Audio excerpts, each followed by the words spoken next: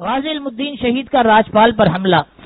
غازی علم الدین ایک محنت کش نجار طالع من کا بیٹا تھا۔ جب علم الدین پیدا ہوا تو اس کی ماں کی گود میں دیکھ کر ایک فقیر نے بشارت دی کہ تم لوگ بڑے ہی خوش نصیب ہو کہ ایسا نیک اور خوشبخت بچہ تمہارے گھر پیدا ہوا ہے۔ علم الدین نے قرآن مجید کی ابتدائی تعلیم اپنے محلے کی مسجد میں حاصل کی، جو اس زمانے میں بازار سرفروشہ کے نام سے مشہور تھا۔ جب یہ بچہ ذرا بڑا ہوا تو باپ نے جلدی سے اپنے ساتھ کام پر لگا لیا۔ بڑھئی کا کام کرتے تھے ان کے والد، جس میں اس نے بڑی جلدی مہارت حاصل کر لی۔ علم الدین کا ایک بچپن کا ساتھی تھا عبد الرشید، جسے سب پیار سے شیدہ کے نام سے پکارتے تھے۔ شیدہ کے والد کی دکان مسجد وزیر خان کے سامنے واقع تھی۔ ایک دن دونوں دوست گھر سے شام کے وقت جب مسجد وزیر خان پہنچے تو وہاں ایک جلسہ عام میں شیطان راجپال کے خلاف تقریریں ہو رہی تھی، جس میں یہ اعلان ہو رہا تھا کہ مسلمان اپنی جانیں قربان کر دیں گے لیکن اس مردود راجپال کو زندہ نہیں چھوڑیں گے۔ یہ تقریر سن کر دونوں دوست تڑپ اٹھے۔ گھر آ کر علم الدین نے اپنے والد طالع من سے پوچھا، کیا کوئی شخص ہمارے نبی کی شان میں گستاخی کرے زندہ رہ سکتا ہے؟ باپ نے جواب دیا، بیٹا مسلمان اسے زندہ نہیں چھوڑیں گے۔ کیا اسے ماننے والے کو سزا ملے گی؟ علم الدین نے باپ سے دریافت کیا۔ ہاں بیٹا، یہاں گوروں کے قانون کے مطابق اس کو پھانسی کی سزا ملے گی۔ اسی رات علم الدین نے دیکھا کہ خواب میں ایک بزرگ نمودار ہوئے ہیں اور اسے کہہ رہے ہیں، علم الدین دشمن نے تمہارے نبی کی شان میں گستاخی کی ہے، تم ابھی تک سو رہے ہو، اٹھو اور جلدی کرو۔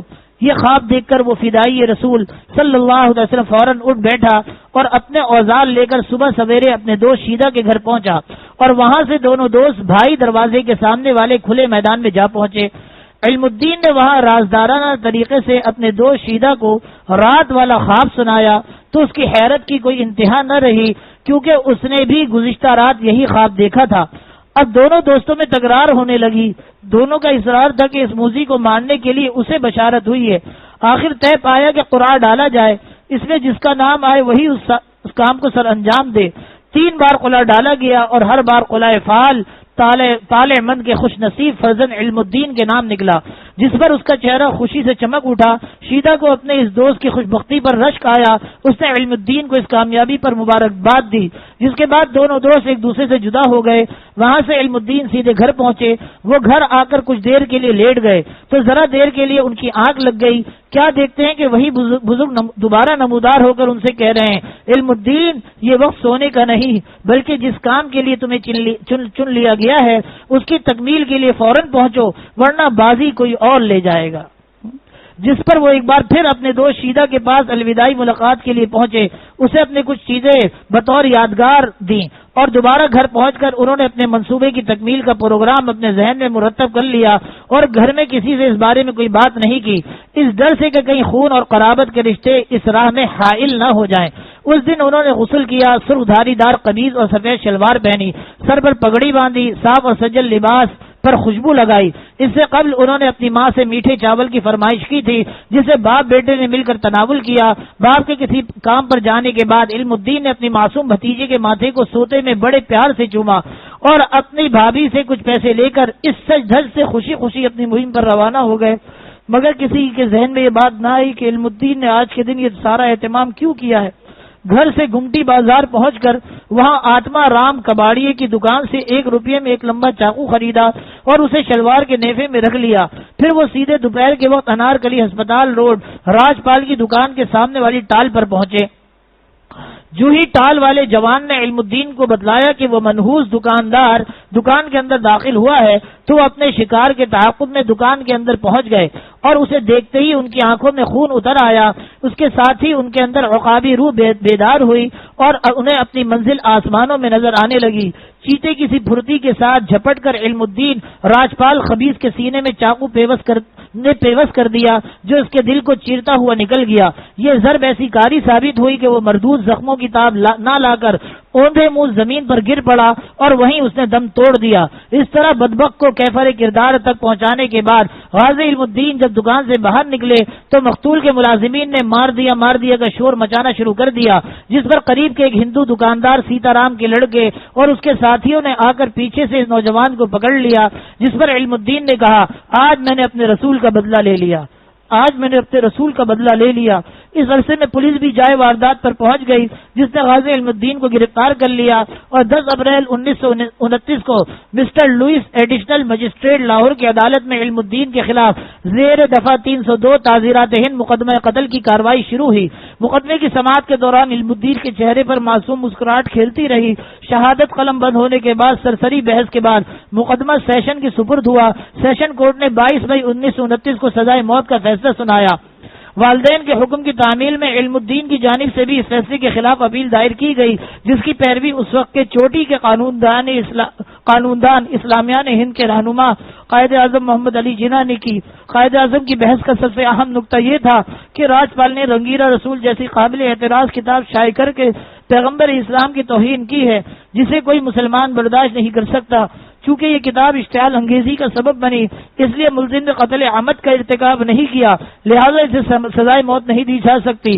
اس کے جواب میں وکیل سرکار رام لال نے بن جملہ دیگر دلائل کے یہ موقف اختیار کیا کہ پیغمبر اسلام کی اہانت واقعی افسوسناک بات ہے، لیکن تعزیرات ہند میں اس جرم کی کوئی سزا مقرر نہیں، اس لیے مقتول نے کوئی خلاف قانون حرکت نہیں کی تھی۔ چنانچہ ملزم کا یہ فعل اشتعال انگیزی کی تعریف میں نہیں آتا اور اس نے سیشن کورٹ کو سزائے موت کا فیصلہ بحال اور اس نے سیشن کورٹ کی سزائے موت کا فیصلہ بحال رکھنے کی استدعا کی اور چنانچہ ان کو سزائے موت سنا دی گئی۔ جب یہ فیصلہ غازی علم الدین کو سنایا گیا تو وہ مارے خوشی کے چیخ اٹھے اور کہا، اس سے بڑھ کر میری اور کیا خوش نصیبی ہوگی کہ مجھے شہادت کی موت نصیب ہو رہی ہے اور بارگاہ رسالت میں حاضری کی سعادت سے بھی مجھے سرفراز کیا جا رہا ہے۔ جب ان کا غمگسار دوست شیدہ ان سے ملاقات کے لیے میاں والی جیل پہنچا تو اسے غمگین دیکھ کر علم الدین نے کہا، یار آج تجھے تو میری طرح خوش ہونا چاہیے، اپنے آقا کے نام پر کٹ مرنا ہی ایک مسلمان کی سب سے بڑی آرزو ہے، اور اللہ پاک کی کتنی بڑی کرم نوازی ہے کہ ہزاروں لاکھوں مسلمانوں میں سے اپنے اس حقیر بندے کے ہاتھوں اس ناپاک شیطان کو ختم کرایا، اور دیکھو رسول کریم صلی اللہ علیہ وسلم پر قربان ہونے کی میری دلی مراد بھی پوری ہو رہی ہے۔ اس لیے تمام مسلمان بھائیوں تک میری یہ بات پہنچا دو کہ وہ میری موت پر غم نہ کریں بلکہ میرے لیے دعائے خیر کریں۔ والدین اور عزیز و اقارب سے آخری ملاقات کے موقع پر اپنی والدہ سے کہا کہ وہ ان کا دودھ بخش دے۔ ماں کی آنکھوں میں آنسو دیکھ کر کہنے لگے، ماں دیکھ تو کتنی خوش نصیب ہے کہ تیرے بیٹے کو شہادت کی موت مل رہی ہے، مجھے تو ہنسی خوشی رخصت کرنا چاہیے۔ پھر علم الدین نے پیالے سے پانی پیا اور اسی پیالے سے اپنے عزیزوں اور والد طالع مند کو بھی پانی پلا کر پوچھا کہ انہیں اس سے ٹھنڈک پہنچتی ہے۔ سب نے جب اس بات میں جواب دیا تو کہنے لگے، مجھے تو جگر تک ٹھنڈک محسوس ہو رہی ہے۔ پھر ان سب نے کہا کہ کوئی ان کی موت پر آنسو نہ بہائے ورنہ انہیں اس سے تکلیف ہوگی۔ جیل کے حکام کو وصیت نامے میں اپنے عزیزوں کے لیے یہ بات بطور خاص لکھوائی کہ ان کے پھانسی پر چڑھنے سے وہ بخشے نہیں جائیں گے بلکہ ہر ایک اپنے اعمال کے مطابق جزا اور سزا کا حقدار ہوگا، اور انہیں تاکید کی کہ وہ نماز نہ چھوڑیں اور زکوٰۃ برابر ادا کریں اور شریعت محمدیہ صلی اللہ علیہ وسلم پر قائم رہیں۔ انجام کار 31 اکتوبر 1929 کو وہ دن آ پہنچا جس کے لیے علم الدین کی جان بے تاب تڑپ رہی تھی۔ رات اس جوان نے شب زندہ میں ذکر الہی اور تہجد میں گزاری اور طلوع سحر پر انتہائی خشوع و خضوع کے ساتھ نماز فجر ادا کی۔ اجل مجسٹریٹ داروغہ جیل اور مسلح سپاہیوں کے ہمراہ استقبال کے لیے کوٹری کے دروازے پر موجود تھا۔ مجسٹریٹ نے اس مرد غازی سے پوچھا، کوئی آخری خواہش؟ تو کہا، صرف 2 رکعت نماز شکرانہ کی مہلت۔ اجازت ملنے پر سجدہ شکر ادا کرنے کے بعد سر خوشی کے عالم میں وہ ان کے ساتھ سوئے دار چل پڑے۔ اس وقت جیل کے قیدی اپنی اپنی کوٹریوں اور باریکوں میں سے اس فدائی رسول کی آخری جھلک دیکھنے کے لیے تعظیماً کھڑے تھے۔ رفیقان زندہ کو الوداع اور سلام آخر کہتے ہوئے مقتل میں پہنچ کر جب تختہ دار کو دیکھا تو فرط مسرت سے جھوم اٹھے۔ پھر ساعت سعید کو قریب دیکھ کر تیزی سے تختہ دار کی طرف بڑھے اور شوق میں چاہا کہ پھانسی کے پھندے کو جو وصال حبیب کا مژدہ جاں فضا لے کر نمودار ہوا تھا خود اپنے ہاتھوں سے گلے میں ڈال لیں، لیکن اسے خلاف شریعت جان کر فوراً رک گئے اور حاضرین سے مخاطب ہو کر کہا، لوگوں گواہ رہنا، میں نے ہی راجپال کو حرمت رسول کی خاطر قتل کیا تھا اور آج اپنے نبی پاک کا کلمہ پڑھتے ہوئے ان کی خاطر اپنی جان نثار کر رہا ہوں۔ یہ کہتے ہوئے اس نوجوان پروانہ نبوت نے دار و رسن کو چوم کر اپنی جان عزیز ناموں سے مصطفیٰ صلی اللہ علیہ وسلم پر نچھاور کر دی۔ جیل کے حکام نے اپنے افسران بالا کے ایما پر علم الدین شہید کی نعش کو کو ان کے والد اور عزیز و اقارب اور سینکڑوں مسلمانوں کے حوالے کرنے سے انکار کر دیا جو جیل سے باہر اسے لے جانے کے لیے منتظر کھڑے تھے۔ اس بے تدبیری کی وجہ سے مسلمانوں کے جذبات مشتعل ہو گئے، لیکن نقص امن کے اندیشے کے پیش نظر جیل کے کارندوں نے حکومت کی خفیہ ہدایات پر شہید نبوت کی لاش کو نہایت خاموشی کے ساتھ عجلت میں جیل کے احاطے میں عام قیدیوں کے قبرستان کے اندر دفن کر دیا، جس نے جلتی پر تیل کا کام کیا۔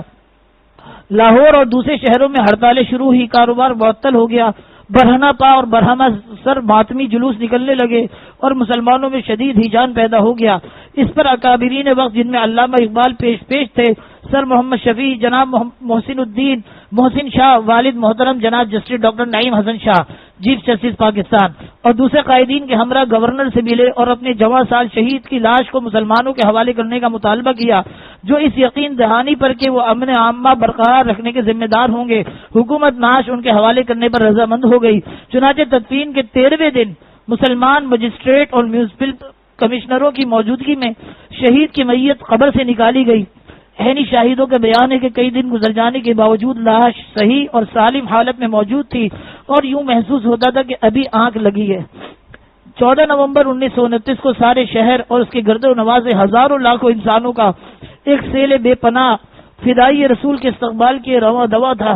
مسجد وزیر خان کے خدا طرز خطیب مولانا محمد شمس الدین نے نماز جنازہ پڑھائی۔ مولانا مظفر علی خان نے اس شہید رسالت کی لحد میں تدفین سے قبل اتر کر کہا، کاش یہ سعادت مجھے نصیب ہوتی۔ شہید کے جسم کو اشبار آنکھوں سے علامہ اقبال جیسے شہدائی رسول نے قبر میں اتارا، جس پر علامہ کی زبان سے بے اختیار نکل گیا، یہ جوان ہم سب پڑھے لکھوں سے بازی لے گیا۔ غازی علم الدین شہید رحمۃ اللہ علیہ سے حضرت خواجہ قمر الدین سیالوی سیالوی رحمہ اللہ کی ملاقات کا بھی واقعہ بڑا عجیب و غریب ہے۔ شیخ الاسلام حضرت خواجہ قمر الدین سیالوی رحمہ اللہ غازی علم الدین شہید کی ملاقات کے لیے 2 بار میاں والی جیل تشریف لے گئے، ایک بار شہادت سے پہلے اور دوسری بار جب قبر کشائی ہوئی اور شہید کے جسد اطہر کو لاہور میانی سے انہی نے منتقل کیا۔ حضرت خواجہ غلام فخر الدین سیالوی آنکھوں دیکھا حال بیان فرماتے ہیں کہ پہلی مرتبہ غازی صاحب کی کوشش تھی کہ سلاخوں کے پار دستبوسی میں پہل کریں، مگر حضور شیخ الاسلام حضرت خواجہ قمر الدین سیالوی نے سبقت فرمائی اور غازی صاحب کو اس عظیم اعزاز پر مبارکباد دی۔ فرمایا کہ ارادہ میرا بھی یہی تھا، مگر یہ سعادت عظمی آپ کا مقدر تھی کہ آپ نے گستاخ راجپال کو جہنم رسید کیا۔ یہ ملاقات جمعۃ المبارک کے دن ہو رہی تھی۔ دوران گفتگو شیخ الاسلام حضرت خواجہ قمر الدین سیالوی نے استفسار فرمایا کہ غازی صاحب اس کارنامے سے پہلے کے احوال اور بعد کے احوال میں کیا فرق محسوس کرتے ہیں؟ غازی صاحب نے جواباً فرمایا کہ حضور میں نے 3 فرق محسوس کیے۔ نمبر 1 ہے کہ مجھے جیل کی کوٹری میں دن کی روشنی میں جاگتی آنکھوں کے ساتھ روزانہ رسول کریم صلی اللہ تعالی وسلم کی زیارت عطا ہوتی ہے، جاگتی آنکھوں سے۔ نمبر 2 یہ کہ پہلے میں ایک کم پڑھا لکھا مزدور آدمی تھا، مگر اب جیل میں مجھے الحمدللہ سورہ فاتحہ سے لے کر والناس تک ازبر یاد ہو گیا ہے۔ اور نمبر 3 یہ کہ پرسوں اتوار کے دن جو میری پھانسی کا اعلان کیا گیا ہے یہ ناممکن ہے، کیونکہ مجھے میرے آقا نبی کریم صلی اللہ علیہ وسلم نے خوشخبری عطا فرمائی ہے کہ علم الدین جمعرات کو تمہارا استقبال ہم کریں گے، تو اس سے پہلے کیسے ہو سکتا ہے؟ یہ کہتے ہوئے غازی صاحب کا چہرہ مزید دمک اٹھا اور ایک شگفتہ سی مسکراہٹ لبوں پر پھیل گئی۔ اور پھر ایسا ہی ہوا کہ انگریز نے ملک گیر بھرپور احتجاج کے باعث اتوار والی پھانسی کو ملتوی کیا اور جمعرات کو غیر اعلانیہ عمل درآمد کیا گیا۔ اللہ رب العزت ہمیں بھی ایسی جانثاری نصیب فرما دے، نبی علیہ الصلوۃ والسلام سے ایسے ہی محبت والہانہ محبت ہم سب کو نصیب فرما دے۔